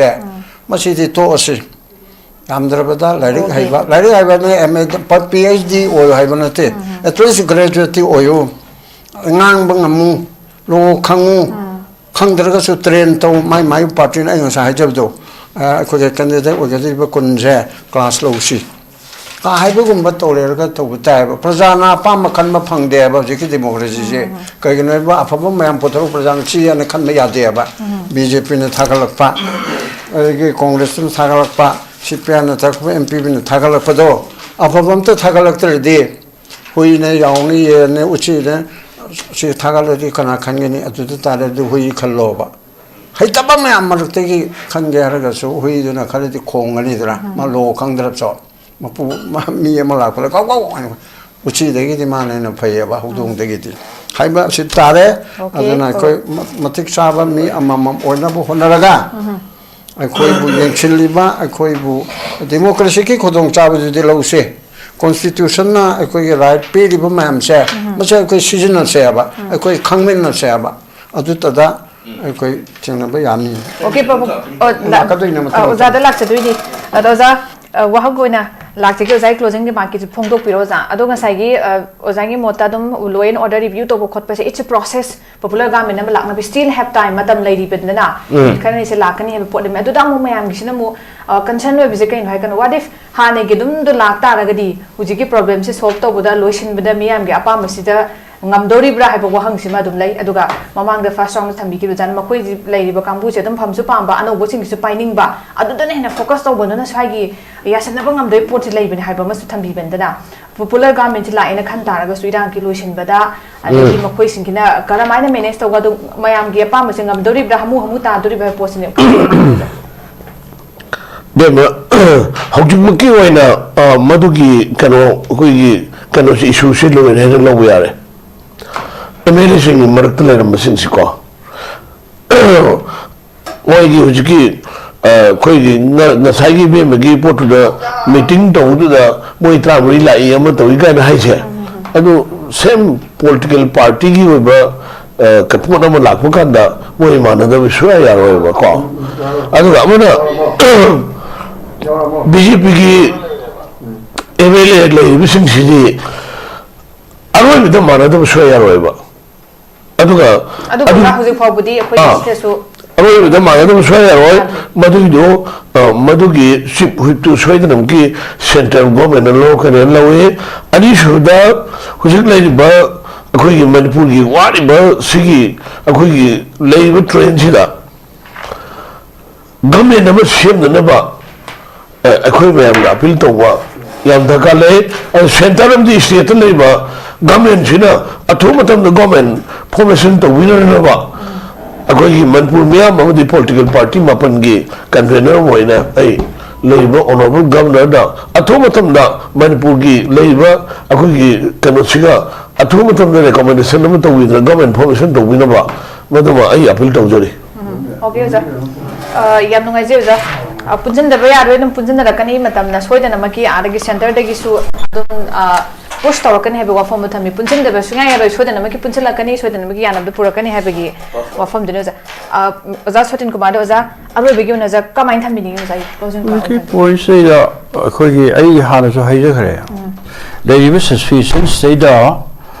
अखोगी Manipur दा popular government अमा हाइदि हाना villain chief minister रे मतमदा लेरंब कांबू सिंदो अदु मनुदगी को अदुम सेमबे वानी लाक्तोय post से कइबा सरकार अमा same तारगदि अदु लेरिबे सरकार अदु हाना दगी हमु अदुम थोइन हेना मियामदा अहोब अवोनब अमता लेदो मानते मरमदि सरकार अम लेबे सि कइनो यमरुजी माय पॉलिसी अदि प्रोग्राम अदु दास अमता लेते है हाने परम सरकार से हाने बीजेपी सरकार दो प्रोग्राम याउदे पॉलिसी लेते अमा लेते प्रोग्राम नि मखादने अखोई कम्युनिस्ट पार्टी से सरकार पाइबे याउदरसु ओपोजिशन की अखोई रूलिंग ओरिबा यूपीए गवर्नमेंट मतम दा अखोई सगोला कांदा प्रोग्राम दुनेबा अखोई सरकार सगोला मिसे फूड सिक्योरिटी एक्ट की निमिषामनि थबक सुबगी तोन प्रोग्राम मैम सिंगसी अदु प्रोग्राम हापगा थबक इंप्लीमेंट तौलिबनेबा मंत्री दो इदरसु याबा अदु माइना अदुगा अतै मैम सिंगसी अदु हानगिसु अदु माइना हदक सरकार लायने अनुभवमा पॉलिसी और प्रोग्राम यार अदु रेनो वे थोक पुतौ तौने सीनियर लेनरी से डिपार्टमेंट मा पाइनरी सिंगसी अदुना अनुभव सरकार मा लाए हाइना खलगसु हेना मियामदा याइफगद पोटी ओइरोय हायो पोस्टिने ngасai mamazu haijagre adana leri post seida akoina pambadi yamna democratic oiba yamna thina lo khangba yamna thina lepaki miyamgi oiba thengaiba samesa mayam singse masi yamna thina khanabiba sumba tangai fadaba government ambagi mathone madu por kadabado praja miyamsu rantopiyo siam tangai fadaba dunai haijari lakpata ragasu lakadariba government si ममिंग योइना दम लागा हानगी हाइतारे अदुगी पोतो नतबिदा अनौबा अमखक मसक अनौबा अमखक with अनौबा अखोगी वासक अनौबा वखलोन अनौबा स्टैंड गलोइना लाखुदने कोइना पामिसे दे मणिपुरदा security adegi peace haibasi yamnamak tangai fadana huzik sindi to the hour oiraga laini aduga democracy haibasi ekoina deny to bo yaroi daba hold to raga yaroi daba potni adubu ngasi manipur da democracy di chatna drabra haibagi achoba wahang ama thoklak pasi yamnamak laibak thibni haida duna present rule se matam sum sangna thamta ragadi masida public ki trust democratic value do mang tharakadra haiba ngasi da choba question am lae maramaduna popular government ama la akanda akoigi spirit of federalism haitari masi se amuk kana hingat hanbagi apama du mangni akoi state asida ngasi race to ibesi mayamna aduna popular government ama khoi le haning bagi apama se laini aduna miyamna khanba legitimacy leiba loina accountability leiba aduga taka leiba khuding maksi essential issues in element yam pona maksi da core da sopangam gada ba adugumba miyamna khanba mihutuna le haning akpagi nakna prajaga chatmina bagi khoi gi wasi makhoi da थांगतना बगी दमकता any demand वगैरह एसु वगैरह नकना चटमिने बया बदुंग popular government the Koyna पामक पय वफम सिने दुना central government नसु मसिगी सिखंगना अखोगी constitutionally governance फजना खुसनरे हायरा कांदा Manipur the चलाई हला कांदा लेरिबा प्रजा मयामसना अमुक खना अदुगा अखोगी सेल्फ गवर्नेंस डेमोक्रेटिक की स्पिरिट टू गलोइना मसाना चलाई जब गवर्नमेंट अदु अमुक खना रन तौरा कांदा we issue sing si loi silak na ba mang chang silak na ba with peace and security madu gi apam madu mak ya matang ai fadra perform si tham jage so with this not ngasi ge koi dialogue program si matang ngasi tension jere ekoi ge thorom se bu saruk ya viduna ma pung fan biki bai kai kumne jebe panelist ahumak pabung mani bazaton bi amje oja sotin kumar pum ka sona thakat phong ruk jeri hayeng sulam dam se thoi be tongan tongan bai su sing matang da nei na janam gi tanja do ekoi ge dialogue forum na puduna lak jege mi yam sung soi soi da na mideng tabiu pumna pom ka na khurum jeri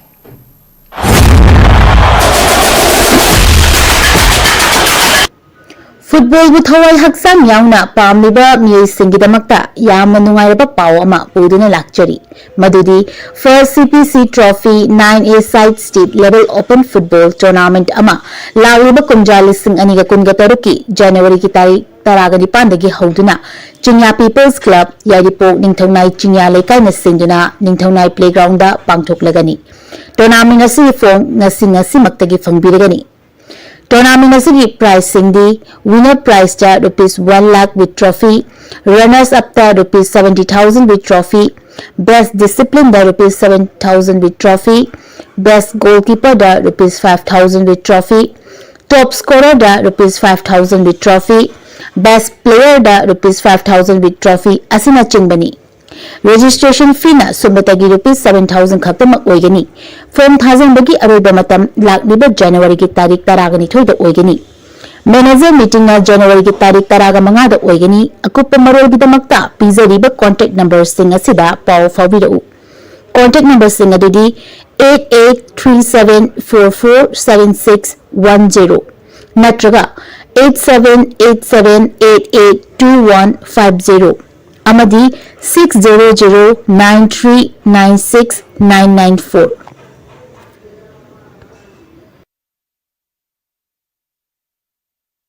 Haksan Panatamgi Hairabadi, Iram the Masimakta the Laiba, Kwaidigi Paraba Hospital Singi Manunda Ama Oiba, Babina Hospital Lazari. Mapamasida, Hazabayarabamadi, Seriam Changana, Specialty Kunhin Badana Lion Badi Kudong Chaba Pizari. Pediatrics, Cardiology, Cosmetic Surgery Amadi, Specialty Makal Maka Kayada, Aikogi Specialist Singna, Marik Chumna, Kawai Haksan Yauna Lion Zari. Aduna, State Wangada Mokari Chalugani, Aikogi Manipur Sugiti, Awang Bataki, Healthcare from Labada. Matam Mangan Biragano, Sel Henatin Biragano, Aikogi Specialist Singdagi, Malengi Apabataki Lion Pataki Yumpam Oiba, Service Lobiu. Babina Hospital, where who meets compassion. Akupamarol Bidamag, Babina Hospital, Saziwa Gel Road, Kabaishoi Impal Istaleng Sinbirau. Natraga, Aikogi phone number 6909390666 ta call to Birau.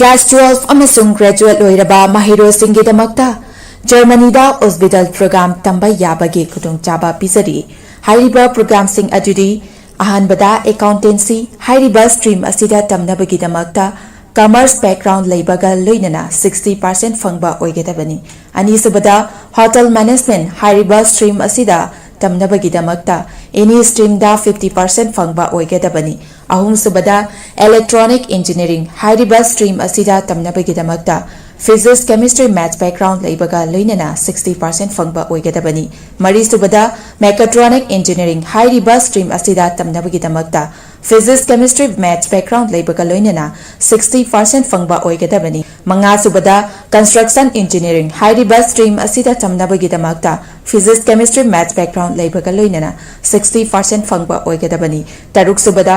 automatic mechatronic engineering hariba stream asida tamnabagi damakta physics chemistry maths background leibaga loinana 60% fangba oigedabani taret subada electrical engineering hariba stream asida tamnabagi damakta physics chemistry maths background leibaga loinana 60% fangba oigedabani nipan subada medical technician radiology assistant MTRA tamnabagi damakta any stream da 50% fangba oigedabani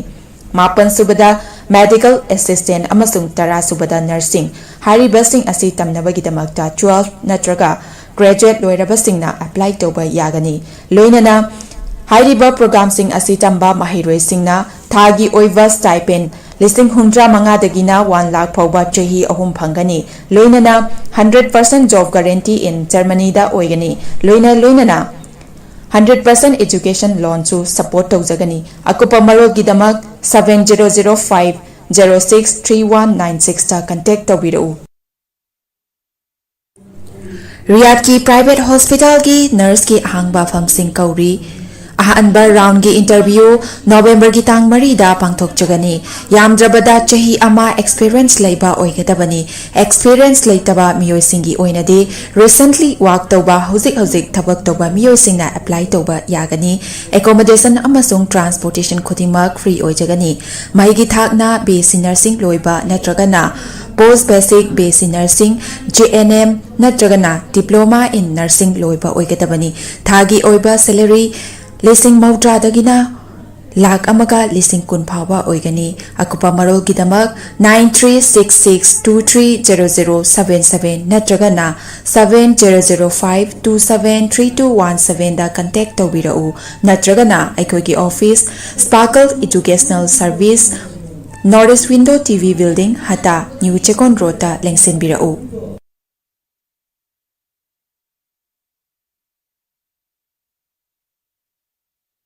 हक्चांग fun थंगे हायरबदी इरमदा मसिमक्तदा लैबा ख्वाइदगी फरबा hospital सिंगी मनुंगदा अमा ओइबा Babina hospital लैजरी मफम असिदा थाजबा यारबा अमदी cell यामना चंगना speciality कुनहेनबदा अना लायेंबगी खुदोंचाबा पिजरी paediatrics cardiology cosmetic surgery अमदी speciality मकल मखा कयादा अखोइगी स्पेशलिस्ट सिंगना मरिक चुन्ना थवाई हक्चांग यावना लायेंजरी अदुना स्टेट वांगदा अमुक करिगी चटलुगनी अखोइगी मणिपुरदसु होगिति अवांग थाकी हेल्थ फंगलबदा मतम मांगनबिरगनु सेल हेन तिंगनबिरगनु अखोगी स्पेशलिस्ट सिंगदगी मालेंगी अफब थाकी लायन पतापी युंफम ओइबा सर्विस लोबियु Babina hospital where hope meets compassion अकुपमरोल बिदमक Babina hospital Sajiwa jail road Khabeisoi Imphal east लेंसिनबिरउ नत्रगा अखोगी फोन नंबर 6909390666 ता कॉल तौबिरउ।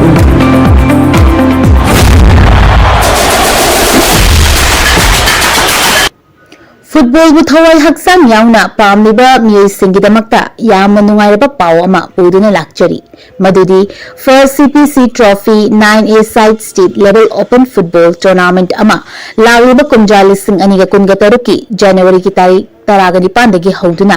चिंया पीपल्स क्लब यारिपोक निंगथौनाई चिंया लेकाइना सिंदुना निंगथौनाई प्लेग्राउंड दा पांगथोकलगनी टूर्नामेंट असि फॉर्म ngasi मक्तगी फंगबिरगनी टूर्नामेंट असगी प्राइस सिंदी विनर प्राइस ता ₹1 lakh with trophy runners up ता ₹70,000 विथ ट्रॉफी बेस्ट डिसिप्लिन दा ₹7,000 विथ ट्रॉफी बेस्ट गोलकीपर दा ₹5,000 विथ ट्रॉफी टॉप स्कोरर दा